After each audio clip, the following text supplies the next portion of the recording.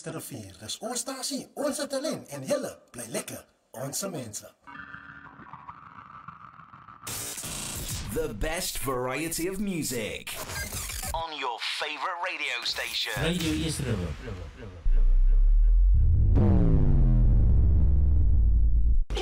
Radio East Rivier, ons stasie, ons talent, ons mense. WhatsApp ons by 064 536 9095. Talk to us, die ding ruk hier. East Rivier. Our station, our talent, our people. Die ding ruk hier.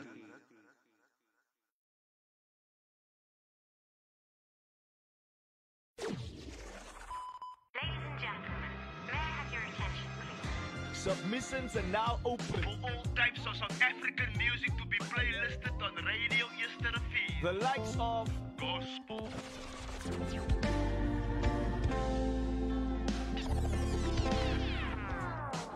trip en hip-hop. Dan wat gaat hij maken? Protest met boms in die straat? Hoeveel zal doen wat aan die kaap? Mijn enigste vraag is: wat zij bereikt? O zit hij genoeg hier als hij het die voelt? Wat zij bereikt? Dancehall en reggae tunes. Yes, to the beat. Kapstad. Black some strong represent for the Yorkers. That's why I got my heels. R&B and soul. I still smell you, I still smell you, yes I do. And of course, bomb and house music. We don't mind the language. We don't mind the genre. Send us an email now to info@radioeasterriver.co.za. Title your email Playlist Me. Yes, to the beat. Our station, our talent, our people. East Rivier. Our station, our talent, our people. Die ding ruk hier.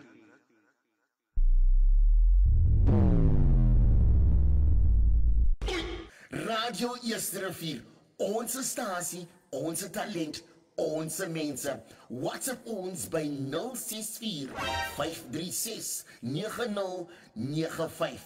Talk to us, die ding ruk hier.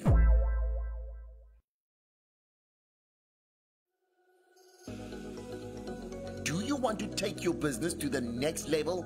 Advertise with Radio East River by emailing us at admin@radioeastriver.co.za.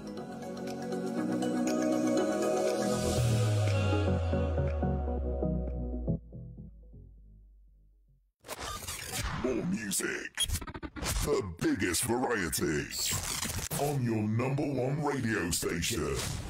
Radio East River.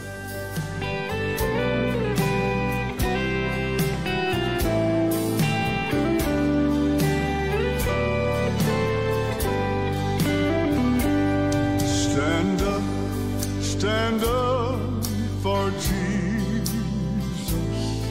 ye soldiers on the cross. Lift high his royal banner. It must not suffer loss. From victory unto victory, his army shall he lead, till every foe is vanquished and Christ is Lord indeed.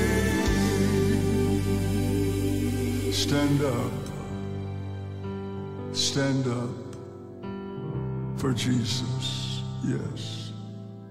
The trumpet call, obey. Forth we go to the mighty conflict. In this his glorious day. Ye that are men, now serve him against unnumbered unnumbered foes. Your courage rise with danger and strength to strength oppose. Stand up for Jesus. Stand in His strength alone. The arm of flesh will fail. You dare not trust your own. Put on the gospel armor, and watching unto prayer. Yes, where duty calls or danger, be never wanting there.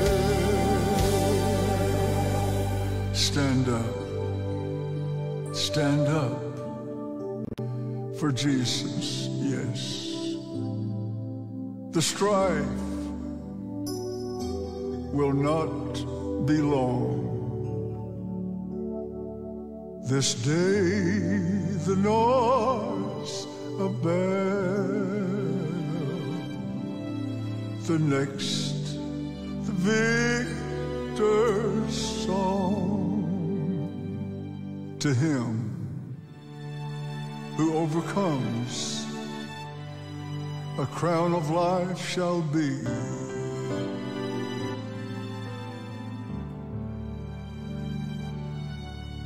He with the King of glory shall reign eternally.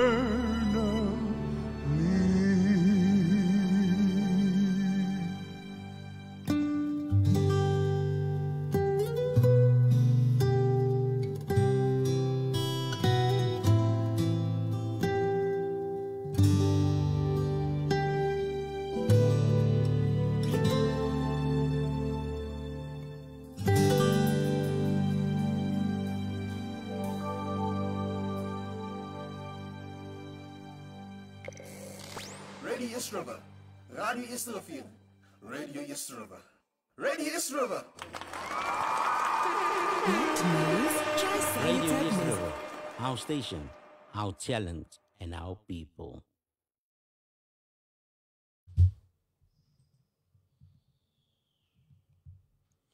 God bless you and welcome to this morning's broadcast of the Message of the Hour with me, Evangelist Elmer, addressing you here from the studios of Radio East River in Cape Town, South Africa.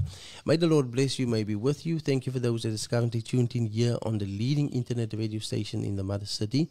For those watching live here on TikTok, on Facebook, YouTube, or listening on www.radioeasterriver.co.za. The Lord bless you and be with you, and thank you for giving me this wonderful opportunity to come into your home and heart and to just share with you the gospel of Jesus Christ. Beautiful song we listened to, speaking about stand up for Jesus, you soldiers of the cross, hallelujah. And this song really speaks volumes, and it can be identified with biblical passages that speaks about us being soldiers of Christ, hallelujah. And Christians are engaging in spiritual warfare on a daily basis. Yes, there is an invisible war that is happening, of which the results become visible, yes. And that war is about the soul of mankind, yes. There is a battle that is going on, a battle that is raging. And even with regards to our daily walk with the Lord, the battlefield is the mind itself, yes. And this is where the devil is always fighting and competing, yes, and trying to gain territory, because once he's overcome you in your mind, he can then take over your whole life, because the mind is basically the control center of the body. So there is a spiritual war going on, and us as Christians are taught that we should take on the full armor of God. So this war happens on a daily basis. Yes, we are engaging in it every single day. And the attacks come in the forms of temptations, trials, tribulations, persecutions, yes. And we as Christians should take our stand for Christ and for His word. We should stand upon His word. And it's better to stand upon the word of God than to stand in heaven on earth. Because heaven and earth shall pass away, but God's word shall never pass away. So may the Lord bless you and may He be with you. I trust that song bless you. And this morning we want to delve into the book of Acts. And we want to speak about the Areopagus and the unknown God. And may the Lord just give you insight in all of this. For those of you that have your Bibles ready, you can turn with me to the book of Acts, chapter number 17. And we shall read verse 15. And they that conducted Paul brought him unto Athens, and receiving a commandment unto Silas and Timotheus for to come to him with all speed, they departed. Now while Paul waited for them at Athens, the Spirit was stirred in him, when he saw the city wholly given to idolatry. Therefore disputed he in the synagogue with the Jews and with the devout persons, and in the market daily with them that met with him. Then certain philosophers of the Epicureans and of the Stoics encountered him, and some said, What will this babbler say?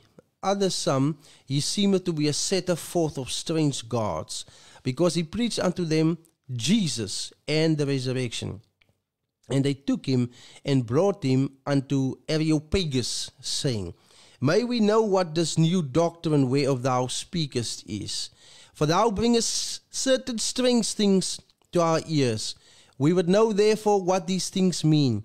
For all the Athenians and strangers which were there spent their time in nothing else, but either to tell or to hear some new thing. Then stood Paul in the midst of Mars Hill, and said, Ye men of Athens, I perceive that in all things you too are superstitious. For as I passed by and beheld your devotions, I found an altar with this inscription, To the unknown God, whom therefore you ignorantly worship, him declare I unto you.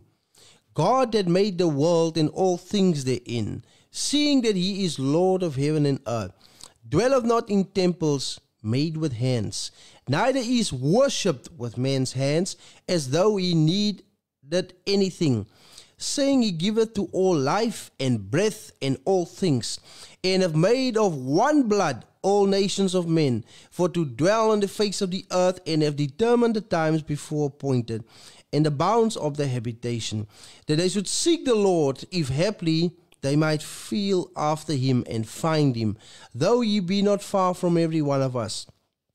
For in him we live and move and have our being, as certain also of your own poets have said, for we are also his offspring. For as much then we are the offspring of God, we ought not to think that the Godhead is like unto gold or silver or stone, graven by art and man's device.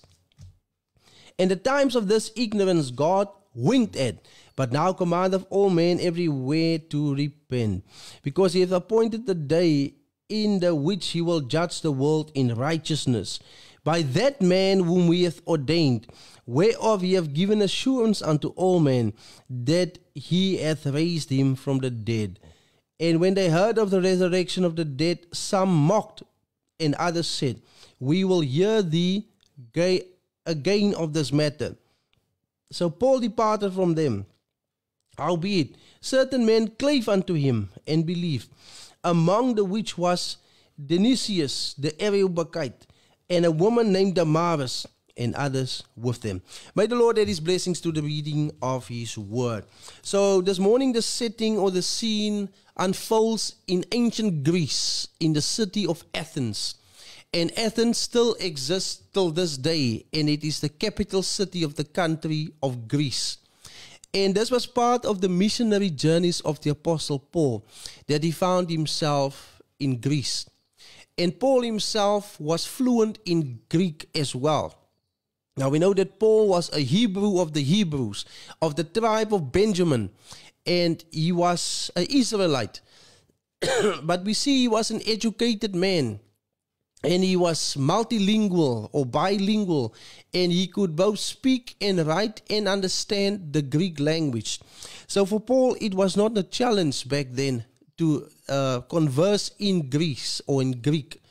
And the New Testament itself was written in the Greek language, as that was the common language spoken back then, just as English today has become the most common spoken language.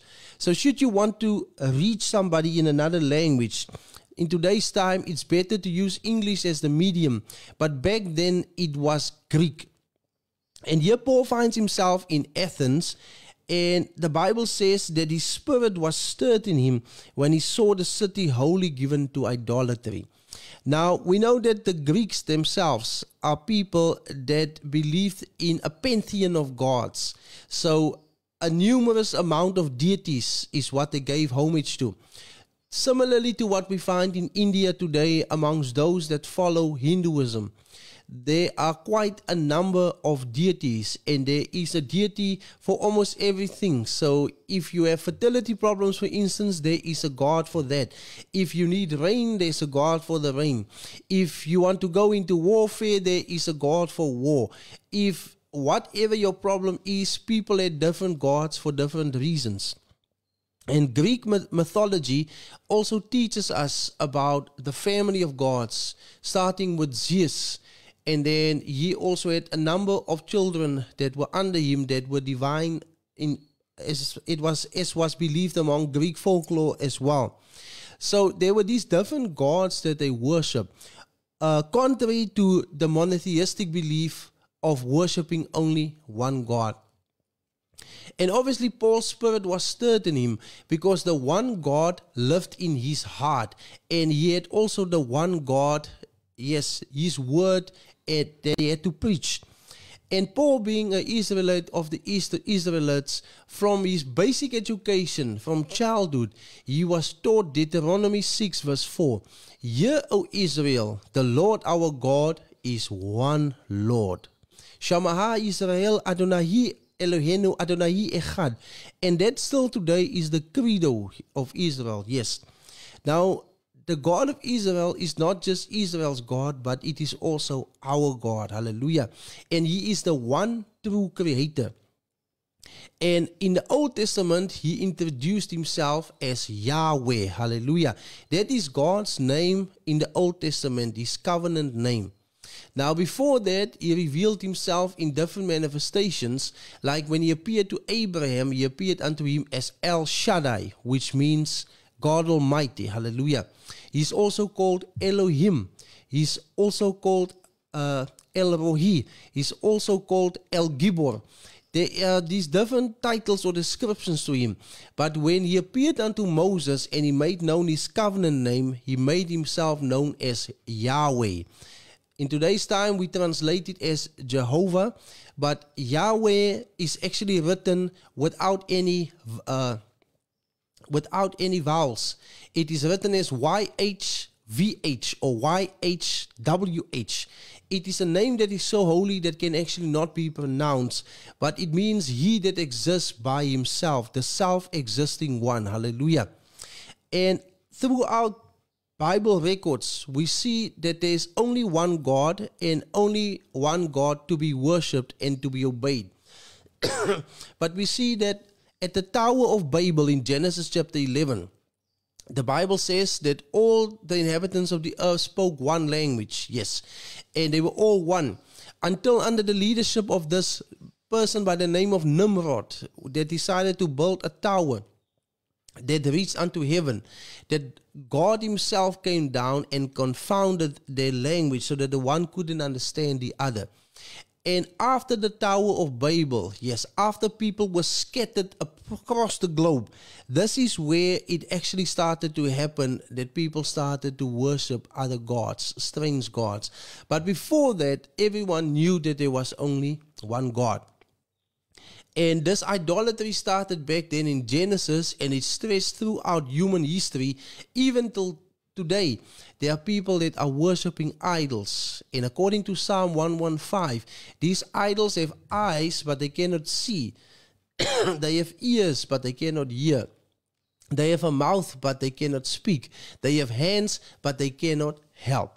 And idol worship is condemned throughout the Bible. To worship a God other than the God of the Bible is a serious transgression, yes. And we see throughout the Bible there were examples of this. Even in the book of Exodus, we see that the very people of Israel to whom God made himself known and chose as the covenant people, they also fell into idolatry when they took all of their jewelry and gave it to Aaron, and he made a golden calf, and they bowed before the calf and said that this is the gods that brought them up out of Egypt.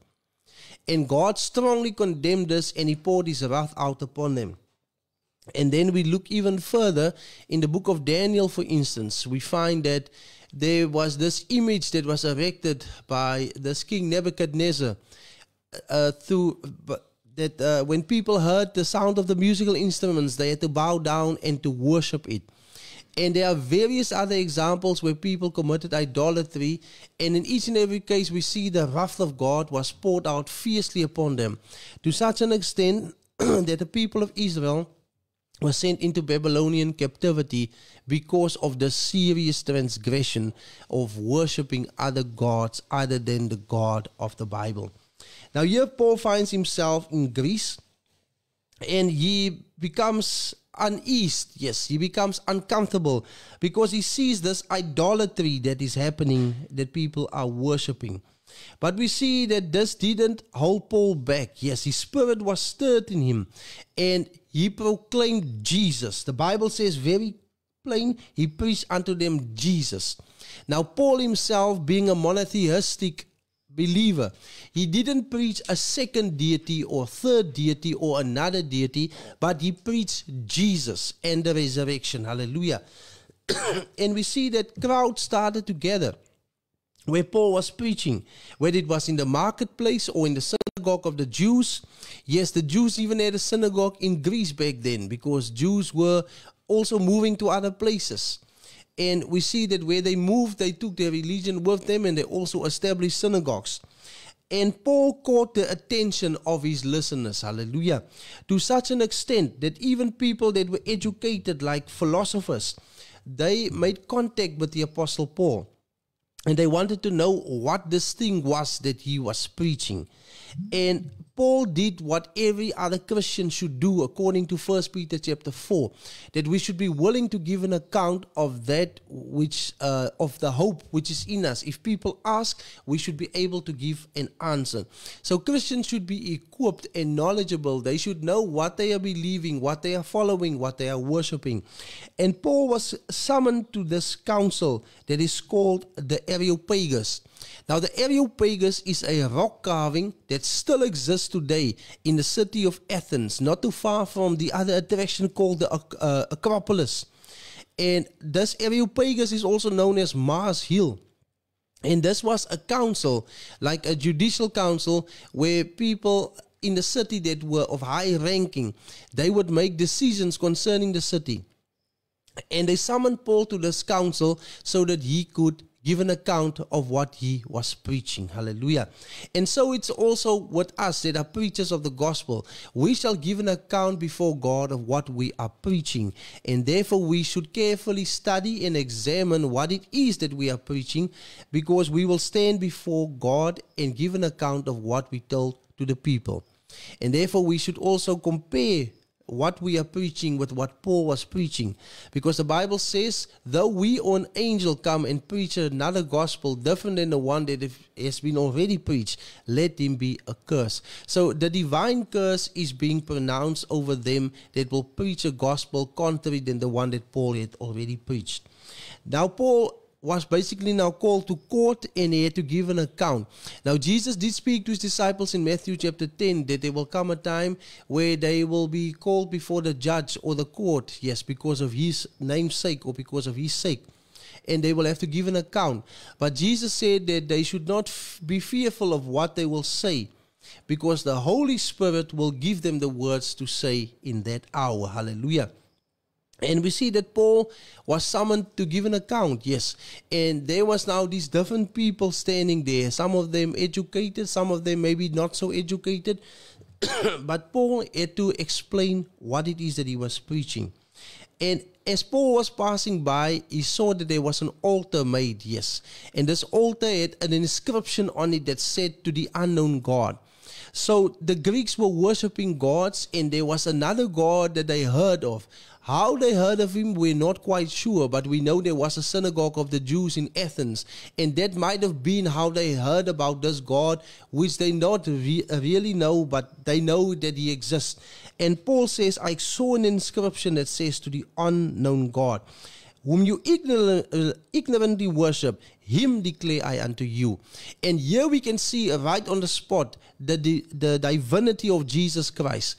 Because just a few verses on top, the Bible says he preached unto them Jesus. And then a few verses down, he says, him declare I unto you, the unknown God. Hallelujah. And Paul was giving reason and explanation about this unknown God, whom people worshipped ignorantly. Hallelujah. And today there are also people that are worshiping God, but they worship what they know not. And the Bible says in John chapter number 4 that God is spirit, and those that worship him must worship him in spirit and in truth. And then Jesus says, you worship what you know not. We worship what we know, for salvation is of the Jews. You can read that John chapter 4 verse 23 and verse 24. Now we're going to take a break quickly. We're going to listen to that song again, Stand Up for Jesus, and then we're going to return to today's broadcast. God bless you.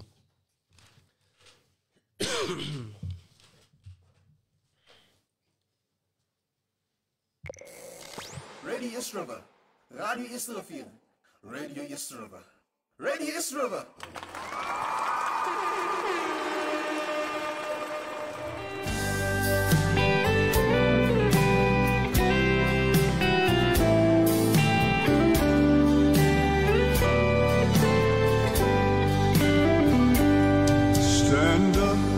Stand up for Jesus, ye soldiers on the cross. Lift high his royal banner. It must not suffer loss. From victory unto victory, his army shall he lead, till every foe is vanquished, and Christ is Lord indeed.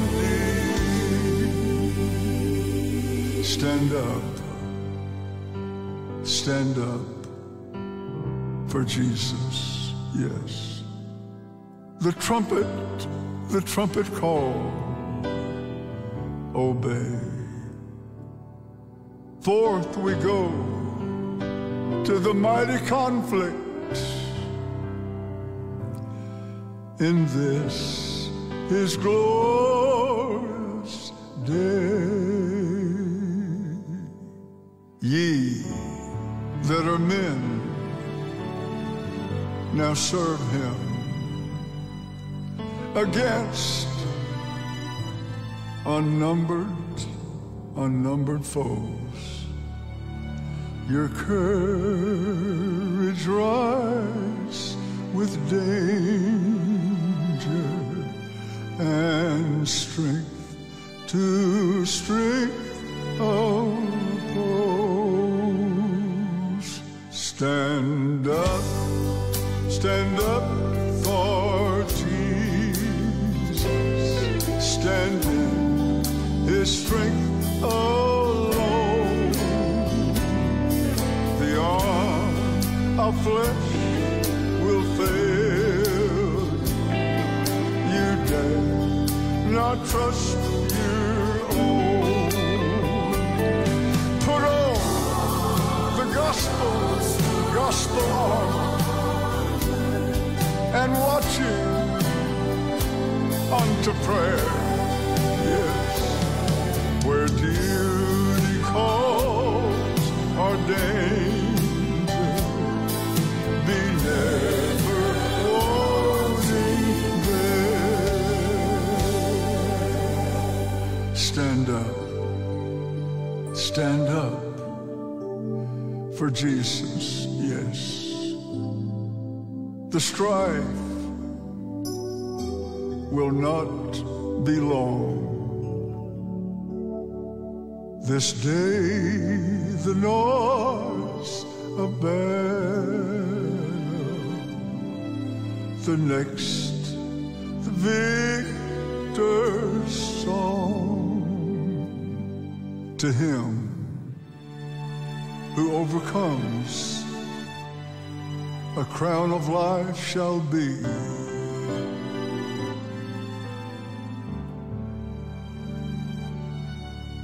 He with the King of glory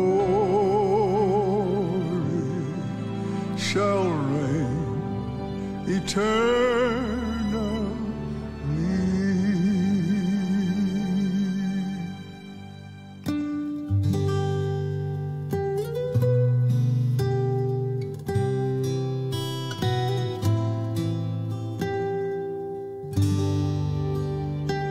Heartlands Baby Sanctuary, where every child finds love, healing, and a place to belong. Tune in to the leading internet radio station in the mother city, Radio East River. For more information, log on to our website, which is www.radioeasterriver.co.za. Our station, our talent, our people. The best variety of music on your favorite radio station. Radio East River. Do you want to take your business to the next level? Advertise with Radio East River by emailing us at admin@radioeasterriver.co.za.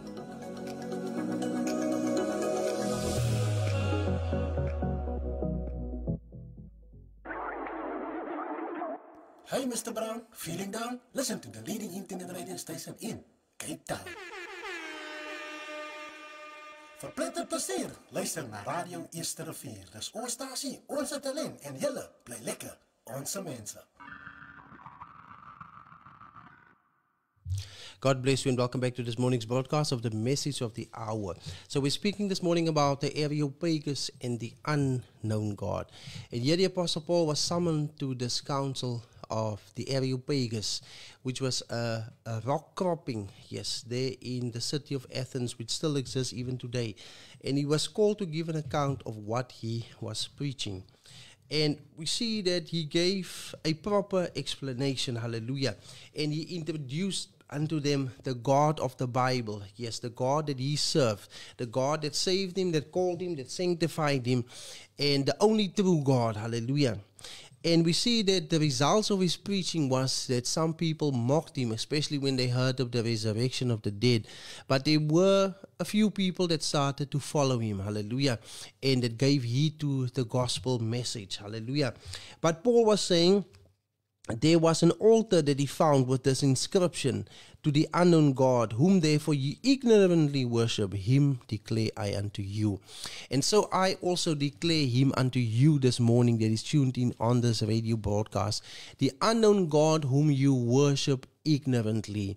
And if we look at modern Christianity today, I'm not saying in all modern Christianity, but many Christianity, they are worshipping still God as though he is an unknown God. Yes, they are worshipping him ignorantly. And by this I mean in particularly that people are overlooking the divinity of Jesus Christ. Some people see Jesus only as a good teacher, as a prophet, as some person that did good works. But Jesus is not just a good person. He is not just a prophet. He is not just a miracle worker. He is far more than that. He is way more than that. Jesus Christ is God manifested in the flesh. Hallelujah. And just as Paul said back then, you worship him ignorantly. So there are people today that are worshiping what they know not what they are worshiping. And Jesus was saying this in John 4, verse 23 to verse 24, that you worship what you know not. We worship what we know, for salvation is of the Jews. And so many people are ignorant of the divinity of Jesus Christ.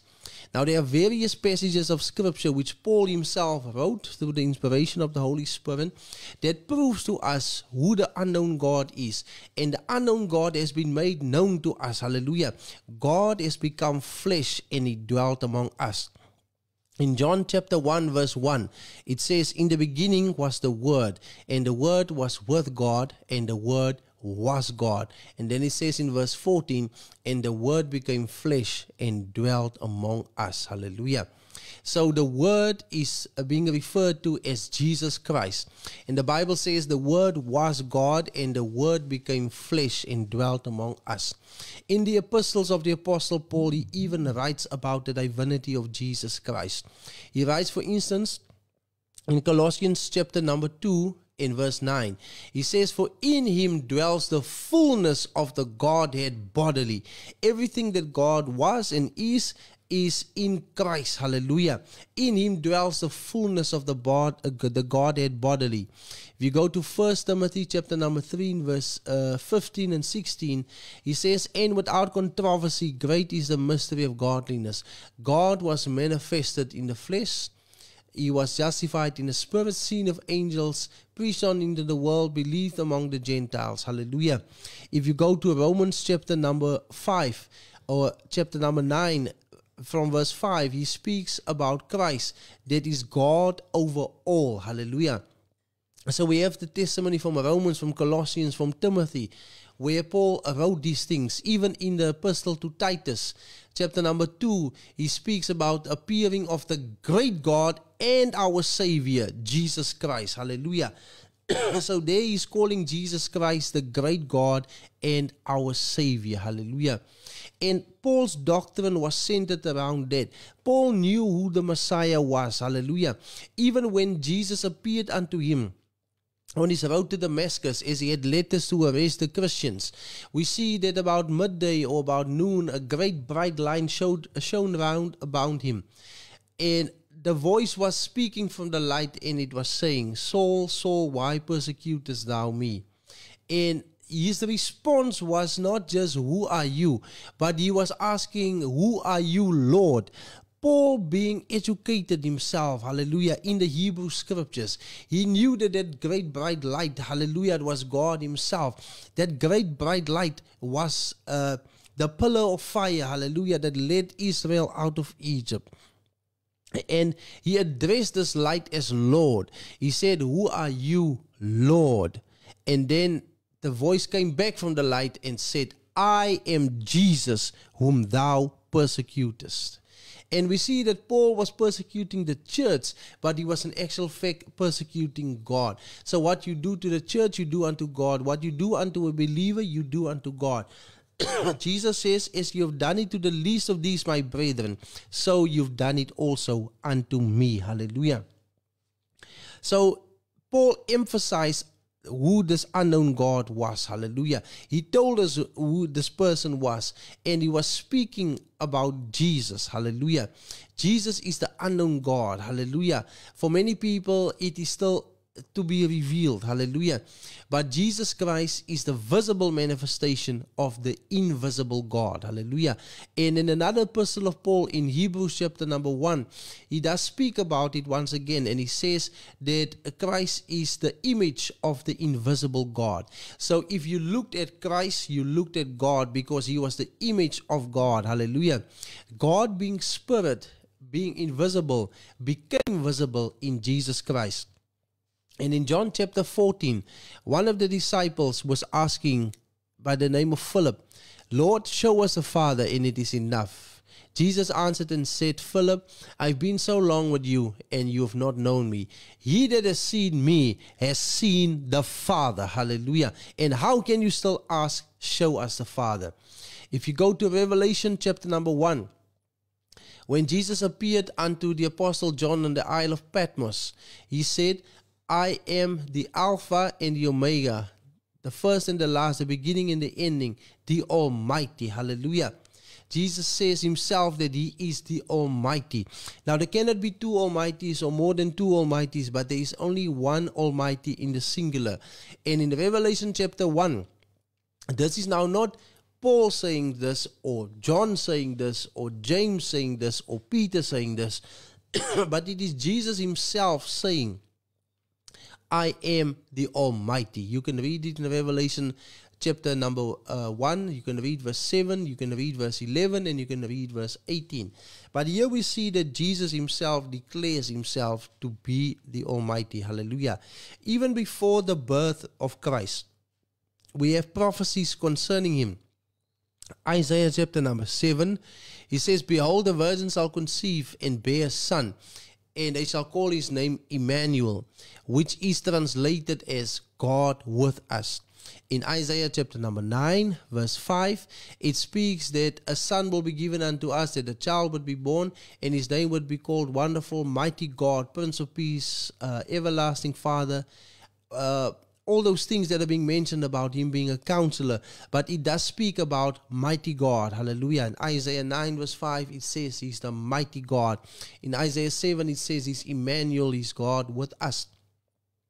And we see even in the scripture itself that after the resurrection of Jesus in Matthew chapter number 28, we see that the disciples, it says in Matthew 28 that the disciples worshipped him. Hallelujah.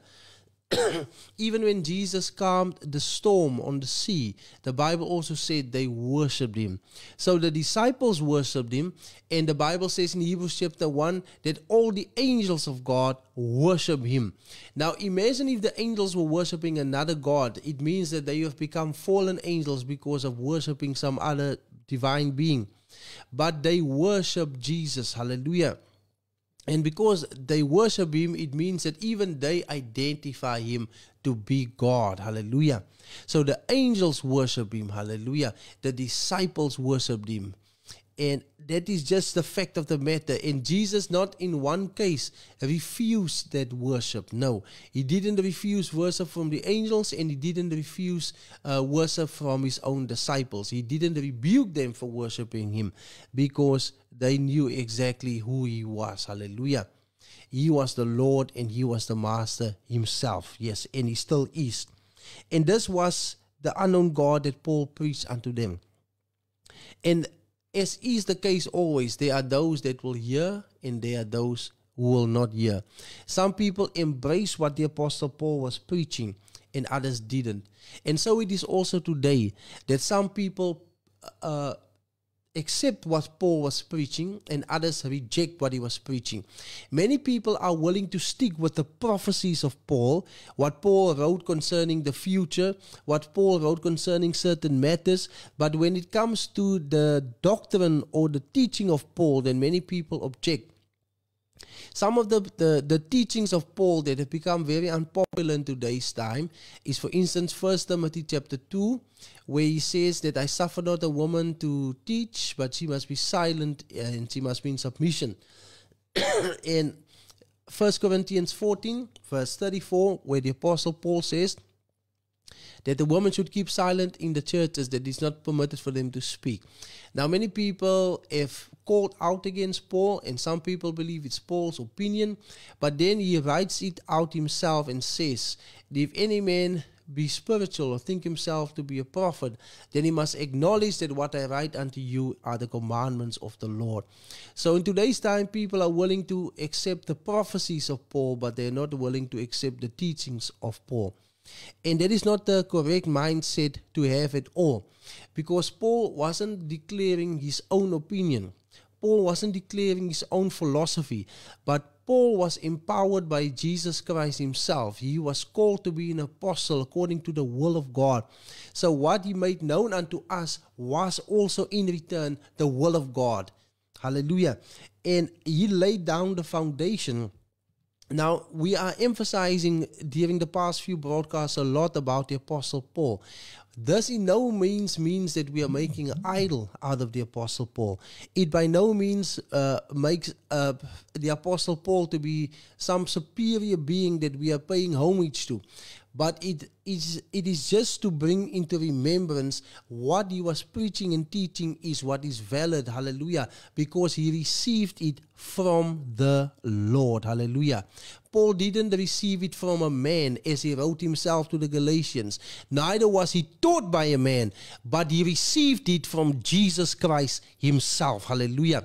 And therefore we should emphasize what Paul was preaching and what he was teaching, because it was in actual fact what Jesus was teaching and preaching, hallelujah, through the lips of the Apostle Paul. And Paul came to make known unto us Christ, hallelujah. He didn't preach another God. He didn't preach a secondary or tertiary God, but he preached the God, hallelujah. And the God is Jesus Christ. In 1 John chapter number 5, verse 20, the Bible says, this is the true God, hallelujah, hallelujah. It speaks about Jesus Christ being the true God. It says that the whole world lies in wickedness, yes. But we are the ones that are worshiping the true God. And Jesus himself, through his life and ministry, proved that he was the true God. Jesus forgave sins like God forgives sins. Jesus raised the dead as God raises the dead. Jesus fed the hungry as God fed the hungry. Jesus did the things that only God can do. Hallelujah. And we see when Jesus forgave somebody their sin, we see that he was being questioned about it. In Mark chapter 2, they were saying, who is this man that can even forgive sins? They thought Jesus was speaking in blasphemy because he was telling somebody, your sins are your forgiven. And Jesus noticed that they were murmuring. He knew the thoughts of their hearts, just like God knows the thoughts of the heart. Hallelujah. And Jesus said, what is easier to say your sins are forgiven or take up your bed and walk or rise? And Jesus says, but that you can know that the Son of Man has power on earth to forgive sins. Hallelujah. Now that alone proves that Jesus was God. Hallelujah. He didn't speak blasphemous.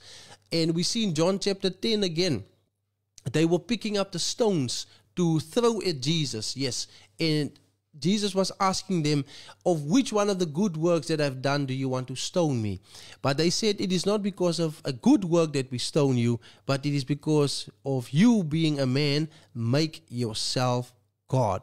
That is what the complaint was. That is what the argument was, that he was making himself God. But he wasn't making himself God. He just was God. Now, when Jesus made the statement and he said, I and the Father are one, he was actually saying that me and God is the same person. And from the Jewish point of view, he was committing blasphemy because they knew that God was spirit. And here was a man claiming to be God. But what they were also being blinded for was that when the Messiah would come, the Messiah would be God himself. And there are various scriptures that speaks that the Messiah will be a man, that will rule and reign, but the Messiah himself will actually be the God-man. Hallelujah. But they were blinded for our sake. And if we go further into the Gospel of John alone, we see various other passages of scripture that outlines the divinity of Jesus. We see, for instance, that Jesus emphasized the word I am. Now, when God appeared unto Moses, and Moses asked God, who should I tell the people who sent me? And God said, I am that I am. Tell them that I am have sent me unto you. And when Jesus spoke in the New Testament, he said in John chapter 8, before Abraham was, I am. Now we know that Abraham lived quite a time before Jesus. Abraham lived about 2,000 years before Jesus. And according to Jesus, he saw Abraham. And the people of his day were judgmental, and they said, you are not even 50 years old, but you have seen Abraham. And Jesus said, Abraham rejoiced to see my day. Hallelujah. And before Abraham was, I am. Jesus says, I am the way, the truth, and the life. Jesus says, I am the bread of life. Jesus says, I am the living water. Jesus says, I am the good shepherd. Jesus kept on saying, I am the resurrection and the life. I am the vineyard. Hallelujah. I am. So that in itself identifies him. His speech identified him of who he was.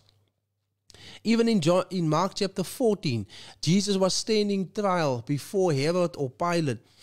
And they were asking Jesus, are you the Messiah? Are you the Son of God? Are you the King of the Jews? And Jesus said, I am. And you shall see the Son of Man coming on clouds. Hallelujah. Now, according to the Old Testament in the book of Job and also in the book of Isaiah, Isaiah speaks that God rides on a cloud. That is in the book of Isaiah 21. And in the book of Job, it speaks that God walks on the water. And if you go into the New Testament, you see that Jesus walked on the water. So the Old Testament says God walks on the water. And in the New Testament, we see Jesus walked on the water. In the Old Testament, it says God rides on a cloud. Yes. And in the New Testament, we see Jesus being taken up in a cloud. But as Jesus was standing trial in Mark chapter number 14, Jesus said, I am. Yes, first he says, I am, which means he's God. And when he says, you shall see the Son of Man coming with a cloud, hallelujah, that in itself identifies him to be divine, hallelujah, because the scripture says that God rides on a cloud. And this is the unknown God, dear listeners, that I preach unto you this morning. If anybody still be in ignorance, you have now received the scriptures yourself, and you can examine and see who God in actual fact is.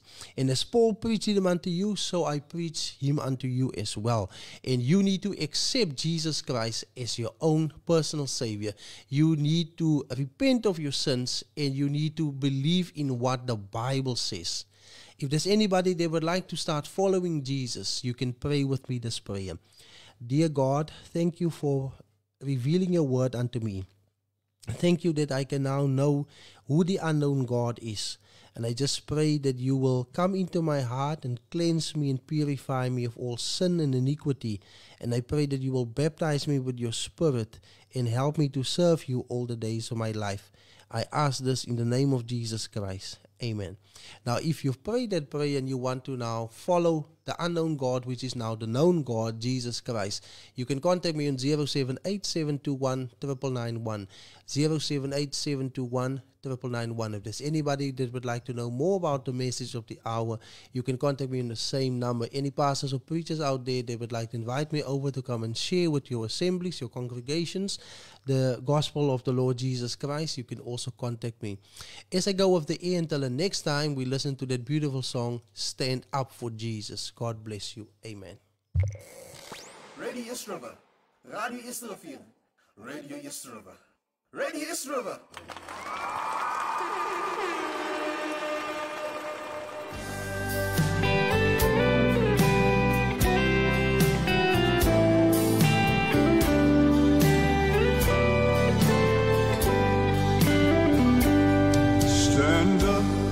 Stand up for Jesus,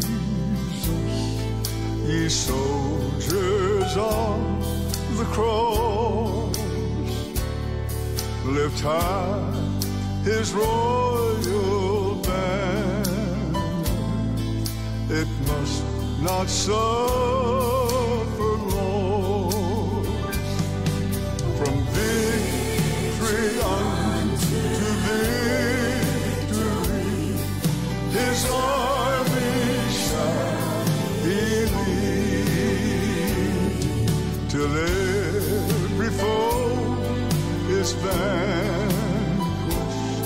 and Christ is Lord indeed.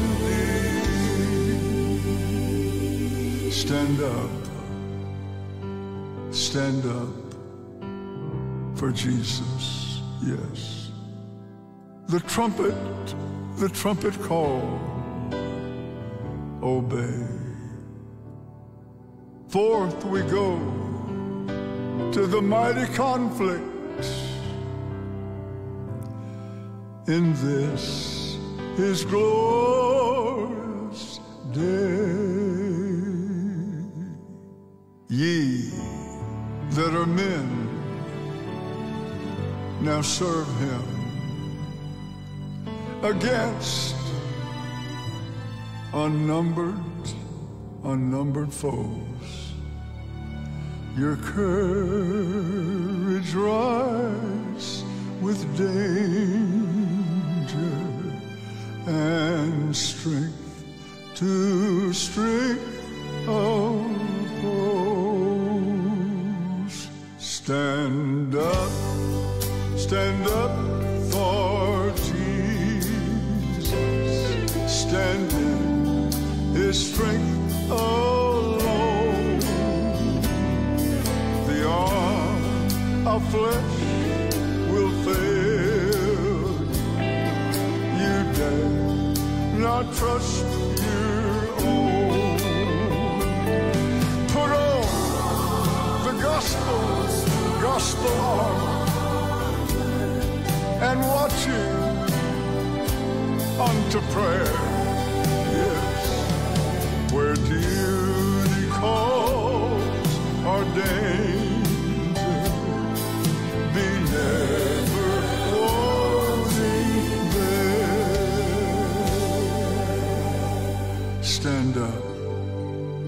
Stand up for Jesus, yes.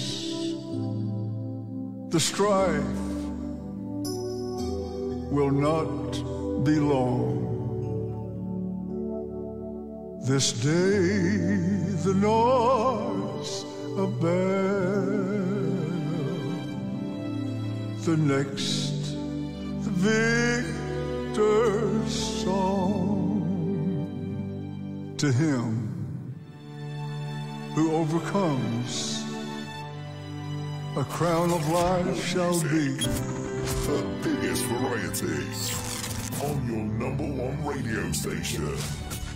He will, the King of glory, shall reign eternally.